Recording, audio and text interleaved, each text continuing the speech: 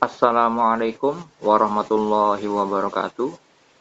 Alhamdulillahirabbil alamin. Allahumma shalli ala sayyidina Muhammad wa ala ali sayyidina Muhammad. Berjumpa lagi dengan channel kami Ma'rifatullah, channel yang akan mengedukasi tentang ilmu mengenal Allah, yang biasa disebut dengan Ma'rifatullah, di mana di dalam ilmu Ma'rifatullah, ilmu mengenal Allah, ada beberapa macam ilmu, yaitu ilmu syariat, ilmu tarekat, hakikat, dan makrifat, yang insya Allah akan disertakan dengan kisah-kisah nyata terkait semua tema tersebut. Pada sore ini, yang akan saya bagikan kepada Anda semua tentang mimpi.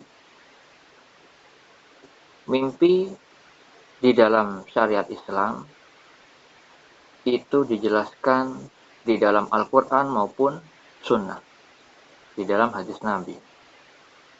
Mimpi adalah bagian dari ma'rifatullah, terkait dengan afalnya atau perbuatannya, perbuatan Allah, yang mana di dalam perbuatannya terkandung asmanya dan sifat-sifatnya.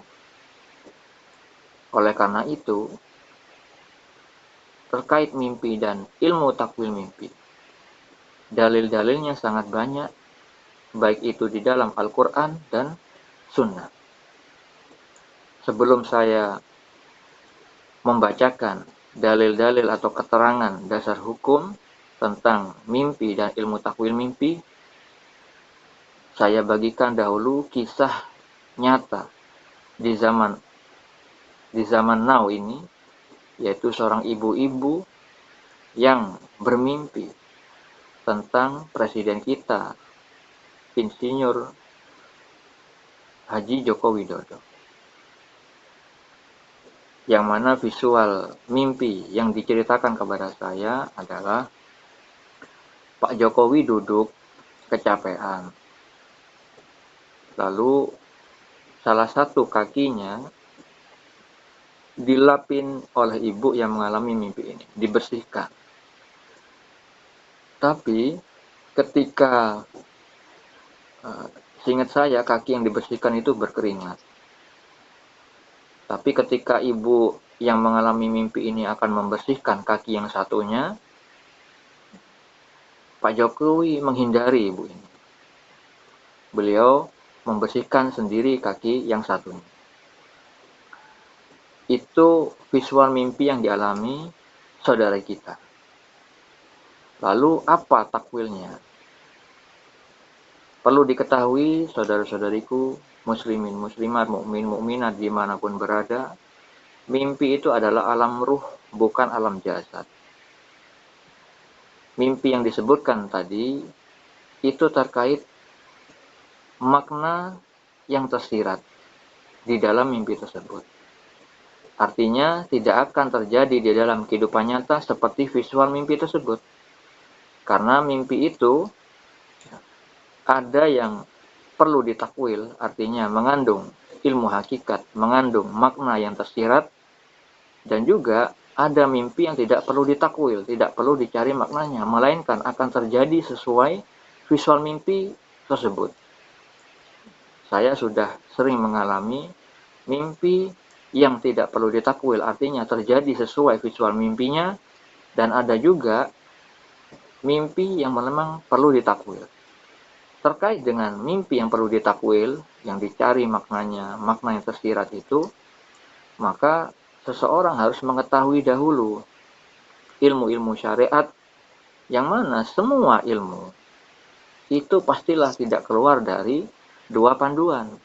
Sebagaimana Nabi Muhammad SAW bersabda bahwa tidak akan tersesat selamanya kalau kita berpegang teguh kepada kitabullah, yaitu Al-Quran dan Sunnah. Oleh karena itu, visual mimpi yang dialami ibu ini akan saya jelaskan maknanya, yang nantinya akan terkait dengan ayat-ayat di dalam Al-Quran maupun hadis Nabi Muhammad SAW. Kalau misalkan kita melihat dari visual mimpi yang tadi saya ceritakan, tentang kaki yang dilap atau dibersihkan, yang berkeringat. Kaki itu adalah penopang dari seluruh anggota badan manusia. Kalau misalkan di visual mimpi itu ada makna yang tersirat, ada ilmu hakikat. Yang dimaksud di dalam mimpi itu adalah Allah memberitahukan kepada ibu ini dan sekarang kepada kita yang mendengar kisah ini bahwa Pak Jokowi ini di dalam menjalankan kepemerintahannya, menjalankan tugas kepresidenannya dalam memimpin NKRI, itu tidak serta-merta bisa dengan kemampuan beliau sendiri, melainkan butuh dukungan dari rakyat. Karena siapapun presidennya dan di negara manapun, selama itu namanya manusia, maka butuh saling melengkapi antara manusia yang satu dengan manusia yang lain. Karena apa? Manusia diciptakan saling bergantung, saling melengkapi, saling tolong-menolong. Karena hanya Allah lah yang memiliki sifat Al-Qayyum, yang berdiri sendiri, tidak bergantung kepada makhluk. Berbeda dengan manusia. Jadi ngelapi kaki yang berkeringat tadi, itu adalah simbol dari kerja keras Pak Jokowi, pastilah butuh dari dukungan dari rakyat. Sehebat apapun program Pak Jokowi, kalau rakyatnya tidak mau diatur, selalu membangkang, maka tidak akan terjadi yang namanya kesuksesan di dalam menjalankan kepemerintahan. Nah, ini terkait dengan firman Allah Subhanahu wa taala di dalam Al-Qur'an. Di mana Allah Subhanahu wa taala berfirman di dalam surat At-Taubah ayat 71. Dan orang-orang yang beriman, laki-laki dan perempuan, sebagian mereka menjadi penolong bagi sebagian yang lain. Mereka menyuruh berbuat yang ma'ruf dan mencegah dari yang mungkar, melaksanakan sholat, menunaikan zakat, dan taat kepada Allah dan Rasul-Nya. Mereka akan diberi rahmat oleh Allah. Sungguh Allah Maha Perkasa, Maha Bijaksana. Terkait dengan visual mimpi ini, hanya kepada kalimat dan orang-orang yang beriman, laki-laki dan perempuan, sebagian mereka menjadi penolong bagi sebagian yang lain.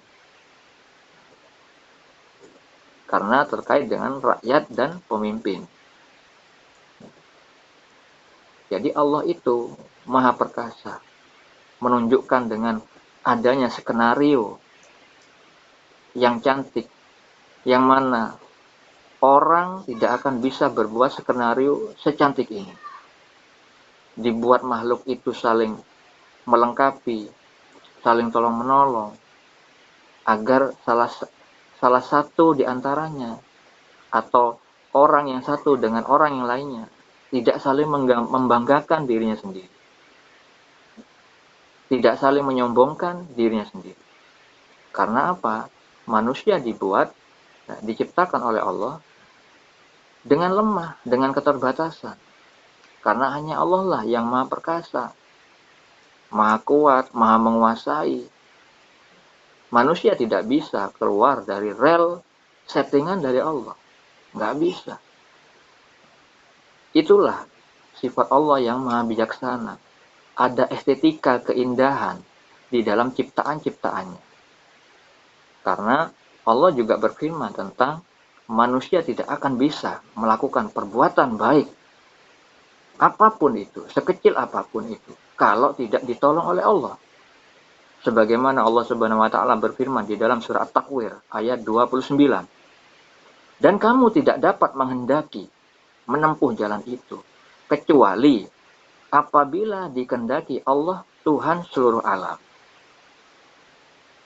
Ini adalah penegasan bahwa semua makhluk-makhluk Allah, bahkan Nabi Muhammad sekalipun, Nabi Muhammad kita ketahui orang yang paling mulia di antara semua manusia. Beliau adalah kekasih Allah. Satu-satunya makhluk mulia yang bisa mi'raj kepada Allah. Itu pun memiliki keterbatasan. Karena disebutkan di Al-Quran bahwa Nabi Muhammad tidak bisa berkuasa atas manusia. Walaupun Nabi Muhammad difirmankan oleh Allah menginginkan kebaikan bagi semua manusia. Makanya di Al-Quran disebutkan Nabi Muhammad SAW hanya penyampai risalah kebenaran saja. Tidak bisa memberi hidayah. Hanya menyampaikan ajaran Allah dengan suri tauladan yang baik. Keputusan Allah hak prerogatif yang hanya bisa memberikan hidayah kepada manusia. Sedangkan manusia tidak bisa memberi hidayah, melainkan hanya memberi peringatan, memberi nasihat kepada kebaikan. Oleh karena itu, Allah Subhanahu wa taala berfirman di dalam surat Al-Maidah ayat 2. Dan tolong menolonglah kamu dalam mengerjakan kebajikan dan takwa. Dan jangan tolong menolong dalam berbuat dosa dan permusuhan. Bertakwalah kepada Allah. Sungguh Allah sangat berat siksaannya. Nah, di visual mimpi ibu tadi, itu kan wujud dari pertolongan beliau kepada seorang presiden. Beliau adalah rakyat. Ketika beliau bermimpi adalah sebagai rakyat. Pak Jokowi, ketika beliau bermimpi, adalah sebagai presiden. Jadi itu visual yang menunjukkan kepada ayat-ayat yang tadi saya jelaskan. Yang bermimpi itu diketahui oleh Allah bahwa orang ini baik, tawadu, mau menolong orang lain. Perlu diketahui saudara-saudariku, di dalam mimpi itu kita bisa diberitahu oleh Allah tentang keadaan rohani seseorang. Mimpi itu tidak selamanya hanya petunjuk bagi yang bermimpi saja, melainkan tentang orang lain, petunjuk tentang orang lain yang ada di dalam mimpi itu. Misalkan istri saya bermimpi orang yang dia kenal disiksa di kuburan karena meninggalkan sholat. Lalu saya yang mengetahui maksud dari pesan dari Allah itu menganjurkan kepada istri saya untuk mengingatkan orang yang dia kenal itu, yang di dalam mimpinya itu, untuk diingatkan supaya tidak meninggalkan sholat. Tapi istri saya yang masih muda, yang mungkin pengalaman hidupnya kurang banyak dan belum mengerti tentang ilmu hakikat, maka khawatir mungkin akan disangka sok suci, atau mungkin akan berpikir akan membawa dampak hubungan yang tidak baik setelah dia menasihatinya. Maka ketika istri saya ragu, belum mau mengikuti anjuran saya, maka didatangkanlah mimpi yang kedua. Ya, yang mana di situ hadir penegasan-penegasan, yang mana istri saya akhirnya di mimpi itu menangis karena diketahui orang yang dianjurkan untuk diingatkan untuk perihal sholat itu sudah meninggal. Akhirnya istri saya menyesal di dalam mimpi itu karena sudah terlambat di dalam memberi nasihat kebaikan. Setelah menceritakan mimpi yang kedua, maka saya katakan, itu ada sudah 2 peringatan kepada kamu. Karena istri saya maupun saya seringkali mendapat petunjuk melalui mimpi yang insya Allah akan diceritakan di channel ini. Kurang lebih ada 100 mimpi terkait dengan ilmu syariat, tarekat, hakikat, ma'rifat. Yang mana itu adalah suatu ilmu hikmah yang sangat bermanfaat bagi kita semua. Karena tidak semua orang itu mendapat mimpi dan mengetahui ilmu takwil mimpi. Karena saya pun membuat channel ini tidak serta-merta dengan hawa nafsu saya, melainkan ada anjuran Allah Subhanahu wa taala untuk menceritakan mimpi dan makrifat. Yang mana hal itu sudah terjadi sekitar 3 tahun yang lalu. Saya tidak langsung membuat channel YouTube seperti sekarang ini karena masih takut. Tapi karena dimimpikan beberapa alim ulama, seorang wali Allah, dan petunjuk-petunjuk yang menguatkan diri saya untuk membuat hal ini, maka terjadilah pembuatan channel ini. Kembali lagi kepada mimpi seorang ibu tadi. Di mimpi itu Allah memberitahu bahwa Pak Jokowi ini orangnya bukan orang yang takabur, yang sok bisa dengan sendirinya memimpin negara ini, yang sok kuat, sok bisa menguasai, tidak. Karena di mimpi itu beliau mengizinkan orang lain mengusap kakinya. Tapi setelah kaki yang satunya sudah dibersihkan oleh orang lain, beliau menghindari orang itu. Karena apa? Terkait dengan kepemimpinan beliau, maka tidak mungkin rakyat yang menuntaskan semua tugas-tugas beliau. Pastilah beliau sendiri yang harus juga melakukan tugasnya sebagai seorang presiden.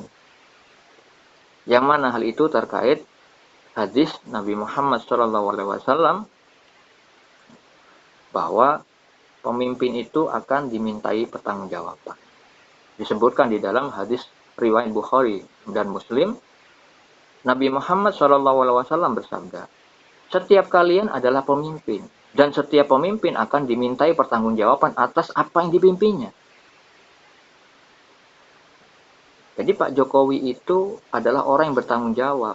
Dibuktikan di dalam visual itu, ruh beliau menghindari bantuan dari orang lain secara terus-menerus, melainkan beliau dimampukan oleh Allah Subhanahu wa taala yang memang takdir menciptakan jabatan presiden ini untuk beliau di tahun yang sekarang ini. Itu beliau diberi kemampuan oleh Allah untuk melaksanakan semua pekerjaannya. Karena apa? Di zaman yang azali, di saat 50.000 tahun sebelum alam semesta ini diciptakan, semua makhluk diberi catatan amalnya oleh Allah Subhanahu wa taala. Manusia tinggal menjalankan saja dengan keikhlasan, dengan kesadaran bahwa semua amal baik yang kita kerjakan itu adalah karunia dari Allah, yang mana disebutkan di dalam kitab Al-Hikam oleh Waliullah Syekh Ibnu Athaillah As-Sakandari bahwa semua amal baik yang kita kerjakan itu adalah sedekah dari Allah. Kita hanya mempersembahkan. Oleh karena itu Allah berfirman bahwa kita dianjurkan untuk memurnikan ketaatan. Artinya kita harus ikhlas karena Allah Subhanahu wa taala di dalam melakukan kebaikan. Baik itu kebaikan dalam beramal secara lahir maupun batin. Dengan begitu, kita dihindarkan dari sifat ujub, bangga diri, riya, pamer, ingin dipuji manusia. Ya, itu disebut mempersekutukan Allah secara samar. Jadi kalau misalkan visual mimpi tadi itu adalah kebaikan bagi kita mengetahui Bapak Presiden dari sudut pandang Allah itu adalah orang yang bisa menempatkan dirinya sebagai presiden yang tawadu, yang bijaksana. Beliau di dalam kehidupan nyata, ketika ada suatu acara selesai dengan sukses, beliau menyatakan bahwa ini tidak serta-merta dari diri beliau sendiri, melainkan dari semua jajaran dan bahkan rakyat pun sekalian. Seperti hanya acara di Bali, beliau sampai minta maaf kepada masyarakat Bali kalau misalkan ada acara yang mengganggu aktivitas masyarakat di Bali. Bagaimana mungkin kesuksesan di Bali itu bisa mengangkat Bali lalu beliau masih meminta maaf? Kalau misalkan hati Pak Presiden Jokowi itu buruk, pastilah tidak mungkin melihat hal sepele sekecil itu. pasti beliau mengunggulkan diri beliau bahwa tugas beliau sukses, lancar, tidak perlu minta maaf karena nama Bali dibesarkan salah satunya dengan karya Pak Presiden, dengan masa-masa kepemimpinannya, mengadakan acara besar yang mendatangkan beberapa puluh negara ke Bali. Beliau tidak membanggakan hal itu, melainkan berterima kasih dan semua jajaran yang telah mendukung acara tersebut sangat-sangat berterima kasih. Dan beliau mensupport agar selalu bekerja keras seperti itu. Kenapa saya begitu yakin Pak Jokowi baik seperti itu? Karena saya pun sering bermimpi tentang Pak Jokowi. Sebelum Pak Jokowi itu menang di Pilpres 2019, saya diberi kabar, diberi petunjuk oleh Allah Subhanahu wa taala yang Maha mengetahui. Allah memiliki sifat yang Maha awal, yang Maha akhir. Mengetahui awal dari yang paling awal dan akhir yang dari yang paling akhir. Itu tentang takdir semua makhluk, Allah menguasai segala sesuatu. Saya diberitahu bahwa Pak Jokowi yang menang saat putaran kedua. Di situ ada simbol logonya PDI, simbol gambar kupu-kupu, grup bandnya Slank. Di situ juga ada suasana gegap gempita. Terus ada angka 2034. 2034 saya tidak berani merumuskan makna mimpi tersebut. Khawatir nanti akan gaduh. Yang penting satu, logo PDI ada mimpi itu, yaitu beliau sebagai pengusung Pak Jokowi. Grup band Slank di mimpi itu juga ada visual logo kupu-kupu. Nah, kupu-kupu ini dulu sewaktu saya masih SMA pernah pinjam kaset grup Slank, yaitu simbolnya kupu-kupu. Makanya saya teringat dengan grup band Slank. Ternyata beliau masih menjadi relawan Pak Jokowi di saat putaran kedua. Lalu angka 2034 dan suasana gegap gempita. Maka di saat itu saya menakwilkan mimpi ini, artinya Pak Jokowi menang di saat putaran kedua. Dan itu saya kabarkan ke beberapa orang yang saya kenal sebelum terjadi pengumuman Pak Presiden Jokowi itu menang. Jadi itulah Allah Subhanahu wa taala dengan kebijaksanaannya memberitahukan kabar-kabar tentang yang akan terjadi, seperti hanya di dalam surat Yusuf beberapa ayat tentang takdir yang akan terjadi, seperti hanya yang dimimpikan oleh seorang raja di saat itu tentang 7 ekor sapi betina yang gemuk dimakan 7 ekor sapi betina yang kurus, dan tentang 7 tangkai gandum yang kering dan 7 tangkai gandum yang hijau, terkait dengan masa-masa paceklik ke depannya. Sehingga Nabi Yusuf alaihissalam yang diberikan sebagian ilmu takwil mimpi membantu sang raja di dalam menakwilkan mimpi tersebut, sehingga pesan-pesan dari Allah tersampaikan dengan baik, dengan benar. Akhirnya masyarakat di kala itu, sang raja bersama rakyatnya mampu menjalani takdir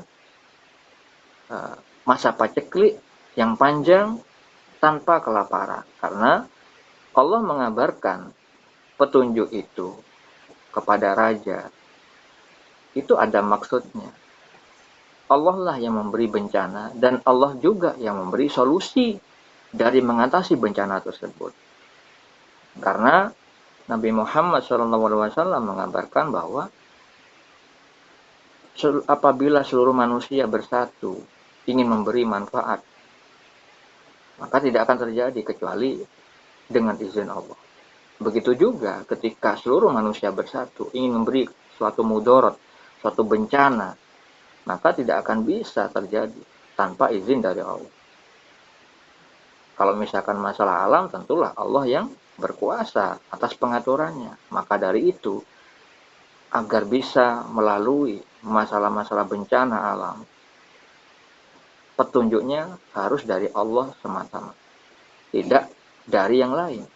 Nah, oleh karena itu, mimpi adalah sarana gaib yang Allah ciptakan, yang Allah berikan kepada manusia yang dikehendaki. Karena disebutkan di dalam sabda Nabi Muhammad SAW di dalam Sahih Bukhari bahwa mimpi yang baik dari seorang yang saleh itu adalah salah satu dari 46 bagian kenabian. Itu disebutkan di dalam hadis riwayat Al-Bukhari nomor 6983. Dan tentang ilmu takwil mimpi itu memang juga ada diciptakan oleh Allah Subhanahu wa taala. Sebagaimana Allah Subhanahu wa taala berfirman tentang hal itu di dalam surat Yusuf ayat 6, ayat 21 dan 101. Allah Subhanahu wa taala berfirman, "Dan demikianlah Tuhanmu memilih kamu untuk menjadi nabi dan diajarkannya kepadamu sebagian dari takwil mimpi dan disempurnakannya nikmatnya kepadamu dan kepada keluarga Yakub sebagaimana dia telah menyempurnakan nikmatnya kepada dua orang bapakmu sebelum itu, yaitu Ibrahim dan Ishak. Sesungguhnya Tuhanmu maha mengetahui lagi maha bijaksana." Itu ada di surat Yusuf ayat 6. Pada surat Yusuf ayat 21, Allah Subhanahu wa taala berfirman, "Dan orang Mesir yang membelinya berkata kepada istrinya, berikanlah kepadanya tempat dan layanan yang baik. Boleh jadi dia bermanfaat kepada kita atau kita pungut sebagai anak." Ini tentang Nabi Yusuf alaihissalam. Dan demikian pula lah kami memberikan kedudukan yang baik kepada Yusuf di muka bumi Mesir, dan agar kami ajarkan kepadanya takwil mimpi.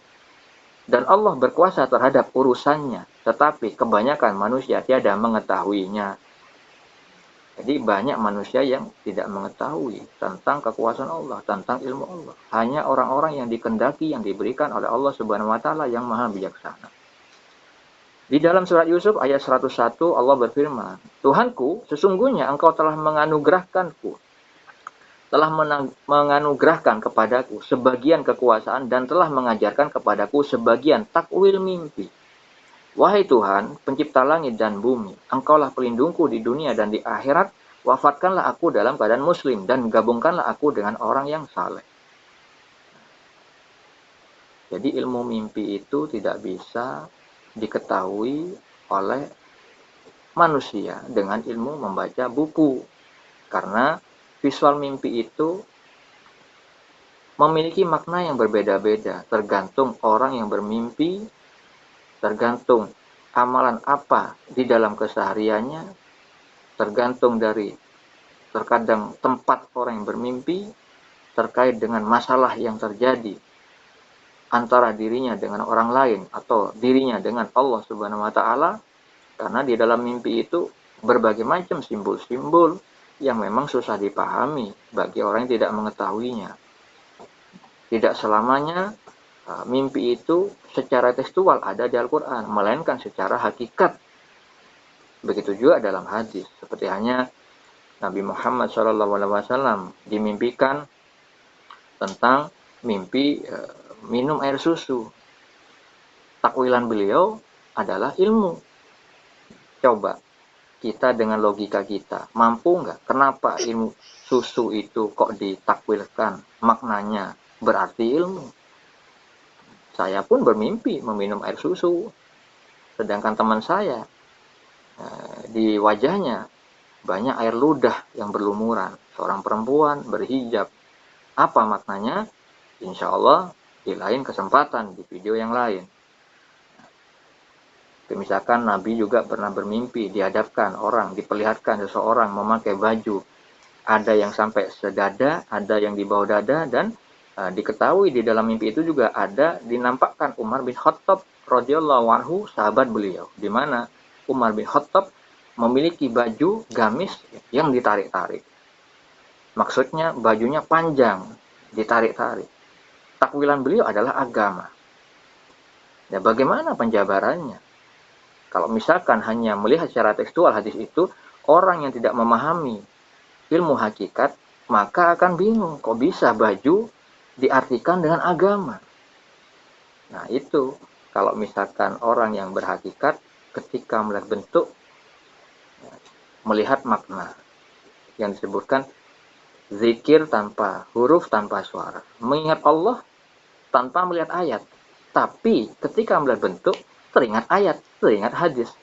Itu disebut kasyaf maknawi.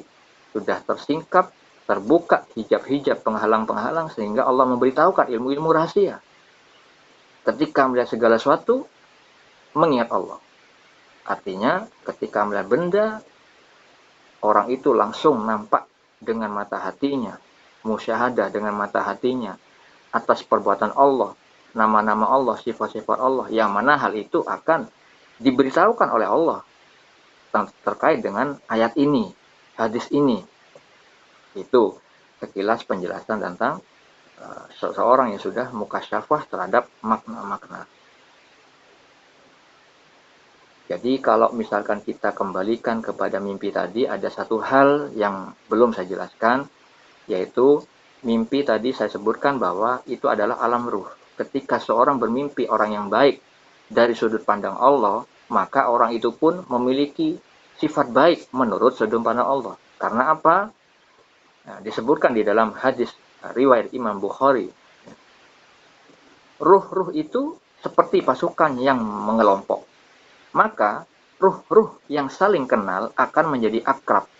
Adapun ruh-ruh yang tidak saling kenal akan menjadi saling tidak cocok. Nah, maknanya apa? Yang dimaksudkan hadis ini, ruh saling kenal dan menjadi akrab, misalkan ruh seseorang yang menurut sudut pandang Allah itu buruk, ketika bertemu dengan ruh yang juga buruk, maka dia akan berteman akrab. Begitu juga ketika ada ruh yang baik dari sudut pandang Allah, ketemu ruh yang baik juga menurut sudut pandang Allah, maka dia akan akrab. Ruh yang baik ketemu yang baik akan menjadi akrab, bersatu. Seperti hanya ibu tadi, ya, mengelapi, membersihkan kaki Bapak Presiden. Bapak Presiden Jokowi baik menurut Allah. Dari mana? Saya memimpikan beliau sujud di atas sajadah, ada lafaz Allah di sebelah kanannya, terang benderang. Yang kedua, mimpi beliau ditakdirkan presiden. Yang ketiga, mimpi beliau menggandeng orang-orang yang memang juga baik. Dan memakai baju putih. Orang lain juga banyak yang bermimpi tentang Pak Jokowi memakai baju putih. Nah, disitulah ukuran kita. Ketika kita melihat seseorang yang baik dari sudut pandang Allah, maka orang yang bermimpi dan akrab dengan beliau di dalam mimpi, sudah bisa dipastikan orang bermimpi itu adalah baik dari sudut pandang Allah. Seperti hanya ada lagi seorang laki-laki yang mengatakan kepada saya, beliau mimpi Pak Jokowi dan mimpi tentang orang tuanya.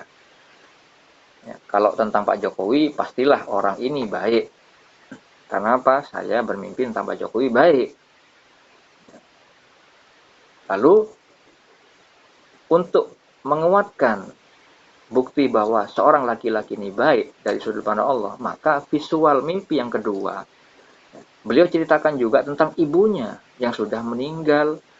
Di dalam mimpinya mengatakan, nah, ibunya itu ingin ikut bersama laki-laki ini, yaitu sebagai anaknya itu.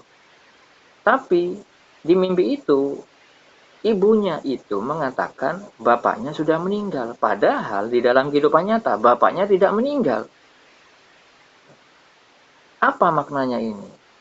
Nah, seperti yang dikatakan oleh Nabi kita, Nabi Muhammad SAW, perbedaan orang yang berzikir, yang tidak perbedaan orang yang berzikir, suka mengingat Allah dengan orang yang tidak berzikir, itu ibarat orang yang mati dan orang yang hidup. Mayat berjalan dengan orang yang hidup. Jadi kalau misalkan orang yang lupa sama Allah di dalam melakukan aktivitasnya sehari-hari, ya, tidak pernah berzikir atau jarang sekali berzikir kepada Allah di dalam melakukan aktivitas sehari-hari di luar sholat. Pada umumnya kita, zikirnya kita kan melakukan amal yang wajib, sholat 5 waktu misalkan. Di luar itu, manusia kebanyakan seolah-olah sudah tidak ada hubungannya sama Allah. Seperti hanya tentang usaha. Kalau misalkan ada kerugian lalu diingatkan perkara ini, oh, jangan ikut-ikutan dalil, ini usaha. Jadi seolah-olah masalah Allah itu hanya perkara sholat, haji, umroh, puasa. Selain itu kayak gak ada hubungannya sama Allah. Padahal tuntunan syariat itu mulai bangun tidur sampai tidur lagi semuanya ada komplit. Baik itu memotong kuku, membersihkan apa namanya, cara membersihkan najis-najis kecil, najis besar, cipratan air kencing untuk berhati-hati dari kencing, waktu tidur, memasang baju segala macam, komplit. Apalagi muamalah. Nah ini ada orang buta mata hati mengatakan kalau misalkan usaha jangan ikut-ikutan dalil.